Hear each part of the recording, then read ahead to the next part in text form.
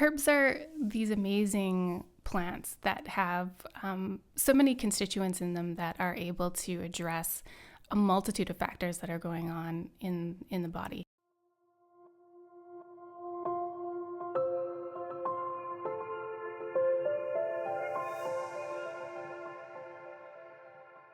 Hi there, good morning, good afternoon, good evening, wherever you are in the world. Welcome to the official Truehope Canada podcast. My name is Simon. I will be your host.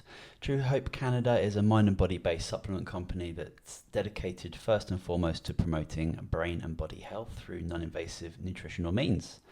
Our current series of episodes in this podcast discusses how different therapies, practices and practitioners apply their profession to the huge topic of mental health. For more information about Truehope Canada, you can visit us at truehopecanada.com, and we are on all the usual social media sites. We've got another awesome guest with us today. Her name is Joleen Kraft. Joleen is an acupuncturist, a herbalist, a Reiki practitioner, and she lives and practices in Victoria, BC. She's also the owner and operator of Victoria Community Acupuncture here in Victoria, a quite wonderful healing environment that I think all Victorians should know about. And today we're going to be focusing on the application of acupuncture, herbs and Qigong when it comes to mental health. So thank you so much, Joleen, for being with us. First question, how are you today? Hi, Simon. Thank you. I'm really well, thanks. Awesome. Well, I'd love you to just kick things off. Please tell us a little bit about yourself and your journey into becoming this healer on many different levels, it seems. Yeah, well, I'm a lifelong learner, and when we moved to the island, I'm from the prairies originally. I decided to go back to school and change my life completely. So I ended up at Pacific Rim College, and I did the herbalism program there first. And then realized that I couldn't stop and I needed to do the acupuncture program as well. So I recently finished that and have also been getting into some Qigong and learning about that and working on some teacher training for Qigong as well. Awesome. Yeah. How many years did you spend at Pacific Rim? Too long. 4, I guess. Just the 4? For Yeah. the herbs and acu? Yeah, I did it quick style. Wow. Yeah. That's impressive. Yeah. Yeah, it's one of those, I've got a lot of experience at Pacific Rim College, and there's people there that have been there for a long time. Yeah, I mean, you could definitely spend a lot of time there if you wanted to, but we bought the clinic here in town sort of halfway through schooling, and so then it was like, it's time to move on so I can work and get into my professional life. Sure, that's great. Yeah, why don't you tell us a little bit more about Victoria Community Acupuncture before we get into some specifics? Sure. VCA is a multidisciplinary clinic here in Victoria on Fort Street, and it's got some really lovely practitioners. We've got acupuncturists, Reiki practitioner, reflexology, craniosacral therapy, RMT services, and I work there as a herbalist as well. And yeah, it's just a really lovely space that's warm and inviting, and we try to make it as welcoming as possible. I've done a lot of snoring in Yes, you have. community acupuncture, like lazy boy chairs. Yes. I think I've personally worn out one of those chairs myself.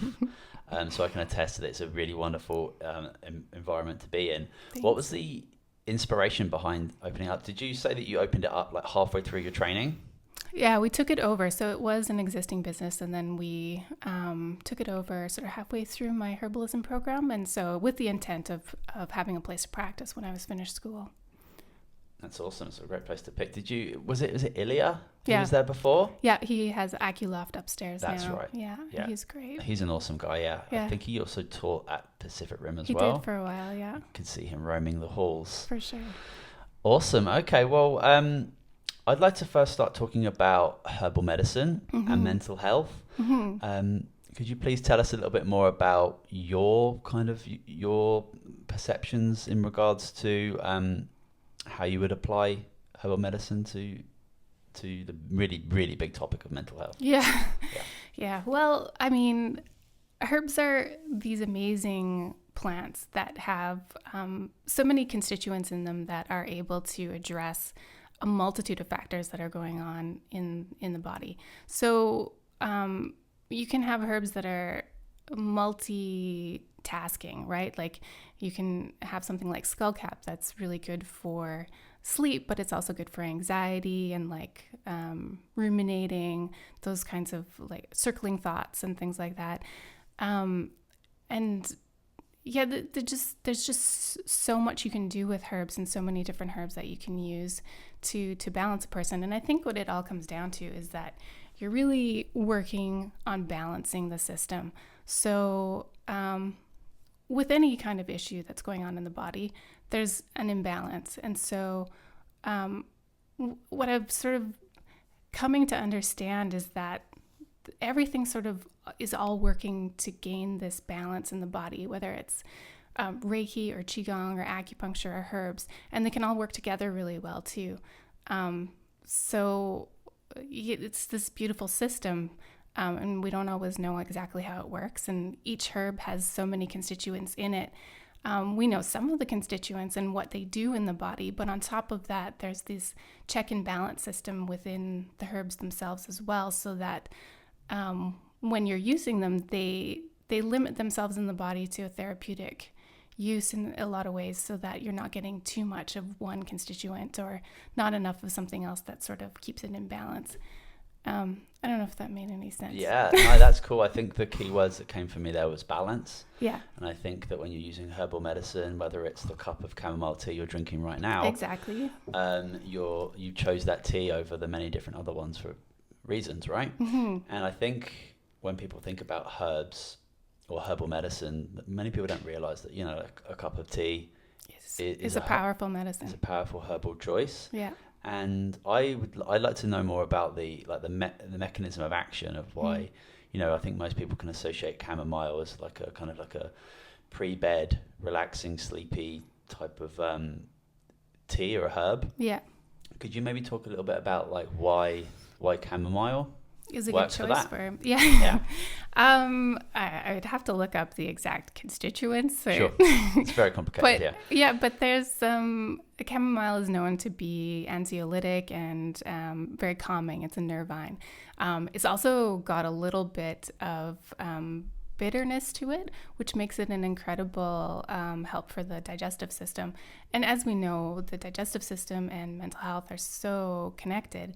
And that's why there are so many herbs that you can use for mental health, right? Because mental health doesn't come from just one little thing happening in the body. There's this cascade of things that are happening in the body, right? We don't always, like, if we can figure out sort of where that imbalance is originating, then we can pick better herbs for that situation, right? So insomnia, why is that happening? Is it like ruminating at night? Is it if we bring in some Chinese herbal medicine, then, or Chinese traditional Chinese medicine, then is it like what time is it happening? Is it like between 1 and 3 in the morning? Is that a liver issue then? Do we need to like work on liver clearance? There's so many different things to consider. So when it comes to saying like, oh, I've got sleep problems, that could mean so many different things depending on what that particular thing is, and then that would change the way that you would approach it with herbs. Exactly. And I mean, traditionally, if you went to a health food store and said I had sleep problems, they might give you something very specific. Like if it was mild, they might give you chamomile. If it was a little bit more serious, they might give you something like Jamaican dogwood. But like I've noticed working with people with sleep problems is there's this sweet spot where one thing will work for one person and something else won't. And it's a little bit more about the personality as well of the herbs too. Sometimes issues with sleep are from a fear of sleeping. There's some sort of trauma maybe, or issue that isn't maybe even in your mind. But if you try and really put someone out with a strong sleep herb, their body reacts in the opposite way, and it's more sleeplessness. Interesting. Yeah, so you also have to chop and change and play around with that and get the feedback from the client involved. Sometimes the gentlest herbs are the ones that work the most effectively because they're just encouraging the body to do what it already wants to do. just like a subtle effect to change that balance. Yeah. Okay. Yeah. That's cool. I have a question in regards to quality of herbs. So, going and buying some tea would be like a kind of a very quick way to introduce herbal medicine into your life, and I think a lot of people probably already have that at their disposal. Definitely, yeah. What would be the difference between buying, like a really good quality tea, like an organic, tea, or like buying something that's, a bit cheaper and maybe like a much bigger company? Right. Yeah, I don't know, like Tetley springs to mind or something. I don't know. Of course. Yeah. Yeah. What would be the difference between like, me purchasing, like that organic one, or like something that's a little bit more... Right. So if we go back to chamomile, if you think about chamomile, when it's nice and fresh, it has that beautiful sort of fruity, almost apple-y kind of aroma. If you're getting a quality herb, then it's going to have more of the essential oils, like those volatile oils, still in the herb itself, because they degrade over time. So you want something that's fresher and that's sustainably harvested or organically grown as well, because then you're not getting any kind of pesticides or herbicides in the tea as well. So it's really worth it. On the other hand, if all you can get your hand on is like Tetley chamomile tea, like go for it, Sure. because it's still going to help. Yeah. It just maybe won't be as strong as some of the better quality herbal supplements or herbs that are out there. Okay, that's great. Would you are there any other, like, maybe, a lot of people might not be comfortable going to see a herbalist right now, but like, is there anything that if I want to, let's continue with sleep. Sure. I'm anxious and I've got some sleep issues. Yeah. What can I do personally to go out and buy something that Right. within a few hours I can start consuming something? Are there any other options? Sure, there's some really good, pretty safe options that you don't have to worry too much about interactions with other things. Passion flower is a really lovely nervine, so it's very calming. It's really good for people who are having trouble sleeping because they're waking up at night and worrying. Okay. So it's sort of that like worry going around the brain. Skullcap, on the other hand, is better for when you wake up at night and there's the worry, but it's not so much emotional. It's a little bit more like task driven. So you're worried about what you're going to do the next day. So there's those two personalities, like they both work for the same kind of thing, but they have a slightly different indication. Valerian is a really lovely herb. It's good for sort of a wired and tired personality. Could I go and buy that like as in the supermarket? Like valerian or passion fruit? Valerian you'll probably find more often as a supplement. Okay. In your herbal supply store. It's not the tastiest. It smells a little bit bad, so you don't necessarily want it as a tea, for instance. Okay. But yeah, and I mean, St. John's wort is amazing for mental health, but care does have to be taken when consuming it, because if you're taking any other kinds of medication, you want to make sure that that's not cycling through the body too quickly and creating some other imbalances. Yeah, so it's obviously important to check with some people, especially with St. John's wort, right? Exactly. Yeah. Okay. That's great. And I think that I know in Victoria, for example, there's some really wonderful health food stores, and many of the people who work in there are incredibly They have a lot of knowledge. Yeah. Yeah. So you can always go and ask questions. For sure. That's great. You just switching on to acupuncture. You offer needle-free acupuncture, right? I do. Can you tell us a bit more about that? Because when I think of acupuncture, I immediately think needle. Yeah, of course. And that's the classic way to do it. Yeah. But there are lots of, we also call them laser tools. So that it honestly looks like a pen almost, and it's a laser that you're using to stimulate the points. Okay. So it's actually painless. You really don't feel much of anything at all. The laser is placed, like the point is placed on the skin, and it stays there for about 30 seconds. And research has shown that the laser is getting to the depth that a normal needle would get to in the skin. So it is penetrating and going into the skin, and it's basically light therapy, right? Interesting. Yeah, and it does have very similar results as traditional acupuncture. The one drawback with it is that you're only doing one point at a time because you have to hold each point. Sure, you need like 12 lasers. Yeah, exactly. Yeah, and I mean, there are those kinds of systems out there, Sure. but not one that I have. Okay. But yeah, it lets people who are afraid of needles or have any phobias or just, not fond of being stuck with a bunch of needles to get the benefits of acupuncture without having to go through the needle experience. And that's the main reason that people would probably opt for a laser. Yeah. Is like a bit of a fear or phobia around needles. Totally. And with the laser acupuncture, it's based on the same principles as traditional Chinese medicine. So you're going about it the same way. You're assessing the patient in the same way, and using the same points that you would probably needle anyway, and just applying it that way. Because there are laser systems out there for like stopping smoking and things like that, and those are really wonderful too, but they're not being applied in the same way as traditional acupuncture. And you're obviously working on the same meridian points as you would Totally in needling acupuncture. Yeah, and acupuncture has had great results treating mental health. Like, it's so good for anxiety, sleeplessness, and other issues that are going on. Acupuncture is working to balance the body, and it's another way of doing it. And I think the herbs are doing the same thing. I kind of imagine the herbs going into the body and like scrubbing clean those little like channels that they're encountering, and they're creating these openings in the same way that acupuncture is. So it's just another way of sort of working at the problem. I think it all comes down to qi, really, and the proper and free flow of qi in the body is what creates balance in the body. Awesome. And yeah, like herbs, acupuncture, all ways. The way I imagine it is doing something to give your body the ability to find that balance that it's always looking for. Right. It's not those things doing it. It's your body doing it. It's just giving your body the tools it needs to find that balance on its own.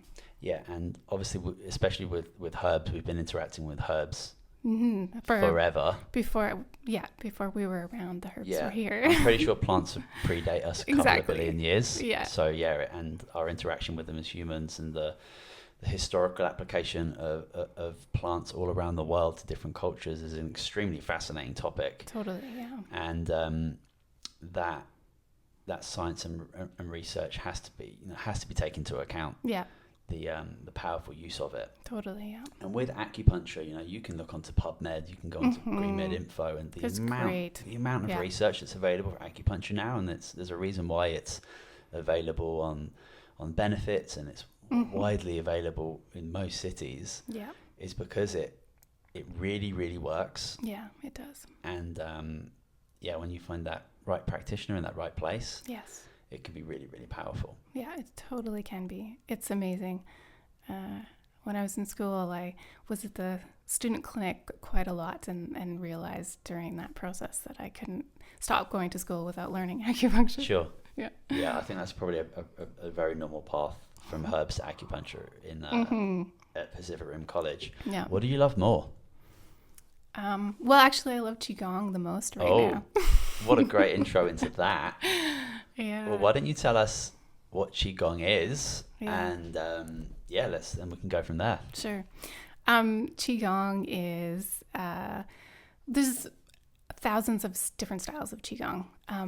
One really popular one is Tai Chi, and most people have heard of Tai Chi, but don't realize that it's just a style of Qigong.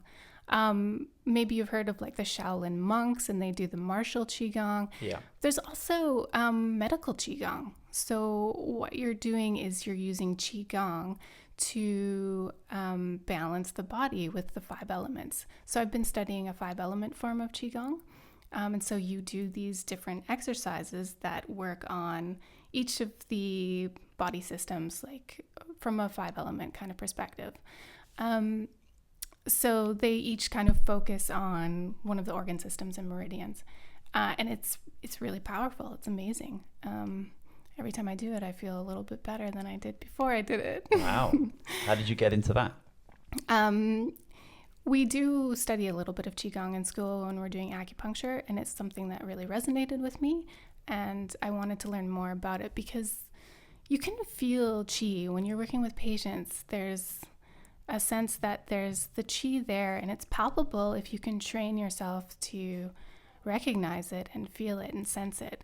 And so that's sort of what I'm working towards. I realize that it's there and I can tell, but I don't have that sensitivity yet to like know exactly what's going on, but it's coming, and it just takes time and practice. And also when you are working with energy, which you're doing with herbs and acupuncture, the more that you recognize your own energy and are in control of it and can use it in the process, the better. Because the practitioner is also part of the treatment process, right? You're exchanging energy anytime you touch someone. So I think it's really important to be aware of your energy and, have a good relationship with it. That's cool. How do you think someone could get introduced into Qigong? Because when I imagine Qigong or Tai Chi, I imagine really sereneful, wonderful, relaxed older people in the park, moving their bodies in a really kind of slow, methodic way. Yeah. Which even just thinking about it is actually quite calming. Yeah. So how would someone get into it? I would totally recommend White Tiger Qigong. It's an online school. There's also a physical location, but he's in Vietnam, which is a little bit far to get to do training. But you can do training, just do different types of classes online if you want. And I'm looking at also offering individualized Qigong treatments for people so that, if I'm working with someone, we can sort of identify what the imbalance is and then put together a treatment program for them to start working on those imbalances themselves. So when you're working with mental health, I think it's really important to look at like the basics first, like diet, work with a nutritionist, like find out if you're missing any supplementation that is useful and necessary, and movement. So like movement and diet, those are things that you do every day. You have, hopefully 3 meals a day, and hopefully you're doing some kind of movement during the day. So those are like incredibly powerful forms of medicine because you're repeating them on a daily basis. And then, as sort of things start to even out or balance out, you can add in herbs and acupuncture as you need them. But that core treatment principle of like good diet, good nutrition, and like good movement is there for you every day, and you don't need to do or go anywhere for that, right? Yeah, absolutely. Obviously, a strong foundation to any healing process is making sure that you are. What are you giving your body to work with? Exactly. On a consistent basis, and we have these incredible bodies in 4 limbs to move around, right? And There's they're a reason. meant to, yeah, exactly. And I mean, with modern Qigong, we're talking a lot more about fascia now. We're talking about how fascia holds trauma, and if we can, and scar tissue, and all of these like patterns of movement, and how even your posture affects your mood. I mean, if you have a posture that looks like, you're sad, you feel sad, you can try it at home, Yeah, that's cool. And it sounds like you just need some space and patience and an open mind to begin that type of practice. How would you say Qigong compares to meditation? I would say they're part of each other. Meditation is part of a good Qigong training routine and should be integrated. And part of Qigong is meditation. There are types of Qigong meditations you can do. So integrating that with the movement can be really powerful. That's really cool. Yeah, I mean, I think for me, one of my best practices when it comes to meditation is putting my awareness on different parts of my body, and that's how I keep my focus in that meditative state. And if you were to, yoga is obviously another example where you're moving your body in a very conscious manner, and you're putting your attention in those different parts of your body, and you're kind of scanning through meditation in a still environment. But when you're adding slow, rhythmic, deliberate movement, I think that can only add to the benefit again of giving your body the ability to reach that homeostatic, homeodynamic state that it's kind of born to be in. Yeah, and it's removing the blockages, and the blocks are are leading to ill health in whatever area they're in. Plus, there's the emotional component, which is not often talked about when we talk, like from a Western medicine perspective. But emotions create imbalances in the body and vice versa. So, like, if you have a liver system that's like not just doing its job, right? That's going to create frustration and anger and issues in your life. And vice versa, if you also have a lot of frustration or anger in your life, or maybe aren't expressing it, then that can lead to liver problems. So working with the emotions is so incredibly important for whole body health, and vice versa. So everything's so connected. You can't really take anything and just look at it one piece at a time. It has to be sort of this holistic, sort of looking at everything: lifestyle, diet, nutrition, movement, and then adding in these other modalities if you need them: acupuncture, herbs, whatever else. And it's probably that connectivity, that really deliberate connectivity, that's led you into herbs, into acupuncture, into qigong, because you see the complementary benefit of all these things working together. Yeah. And as a practitioner, it's obviously very, the more tools you have and the more deeper understanding of these practices and how people might need different nudges here and there. Yeah. They just absolutely complement each other. Totally. And when I started, I had no idea. I thought herbs was this thing. You just did the herbs, and then acupuncture was the thing all by itself. But the more I learn, the more I see how beautifully connected everything is, and how all of these other sort of types of modalities are also kind of doing the same thing, and all working on the chi in a different way, just with different words or different language. I think the first 5 guests on this podcast all have Pacific Rim College in connection, which is really amazing. I would love to ask you, what was your biggest lesson from your 4 years? 4 years. 4 years of accelerated 4 years. Yeah. Right? Yeah. That's a lot of summer semesters and extras and weekends. Yeah. So for your herbal and acupuncture training at Pacific Rim College, being surrounded by students and environment very connected towards healing, is there one kind of big lesson that you learned? I think the most profound thing for me was I was in a student clinic one day, watched like an observation clinic, and I was watching the teacher work with a patient, and it was a very energetic type of herbal medicine, so lots of drop dosing and working with the energies of the plants. And then I all of a sudden realized that I could sense some energy happening, and like I had no idea that was even possible. And if you had told me that 10 years ago, I would have scoffed, I would have laughed. Sure. Yeah. So just like finding that knowledge and ability in myself was the most profound gift from Pacific Rim. Yeah. Yeah, I think when I have a similar story, but when you perceive an energy that is beyond our senses, you start to think about the limitations that our senses do have, and the energies that are obviously all around us, and how we're all connected at all times to everything. Yeah. And just because we can't see, smell, hear it, touch or taste it, it definitely does not make it real. Exactly.